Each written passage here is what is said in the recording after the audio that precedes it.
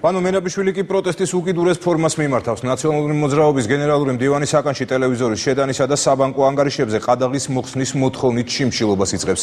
შინაგან საქმეთა ყოფილი მინისტრის თანაგუნდელების თქმით, ბოლო ორი კვირის განმავლობაში ითხოვდნენ, რომ მერაბიშვილის სახელფასო ბარათზე მინდობილობა მისი ოჯახის წევრებს მიეღოთ. პარტიის ლიდერების განმარტებით დღეს მიიღეს ინფორმაცია, რომ პატიმრის უძრავ-მოძრავი ქონება და საბანკო ანგარიშები დაყადაღებულია. სწორედ შიმშილობის მიზეზები იყო ერთ-ერთი განსახილველი თემა ნაციონალების ცენტრალურ ოფისში გამართულ შეხვედრაზე, რომელსაც ექს-მინისტრის ადვოკატი და დიპლომატიური კორპუსის წარმომადგენლები ესწრებოდნენ. აინტერესებდა დიპლომატიურ კორპუსს ყველა იმ ბრალდების შესახებ, რომელიც წარდგენილი აქვს ბატონ მერაბიშვილს, მოესმინა დაცვის მხრიდან, რამდენად სამართლიანად მიმდინარეობს მის მიმართ სისხლის სამართლებრივი დევნა, იყო თუ არა ხარვეზები, შესაბამისად ჩვენ უთხარით ყველა იმ კითხვაზე გავეცით პასუხი, რაც მათ საინტერესო იყო და ზოგადად განვიხილეთ მთლიანად მის მიერ წარდგენილი ბრალდებები.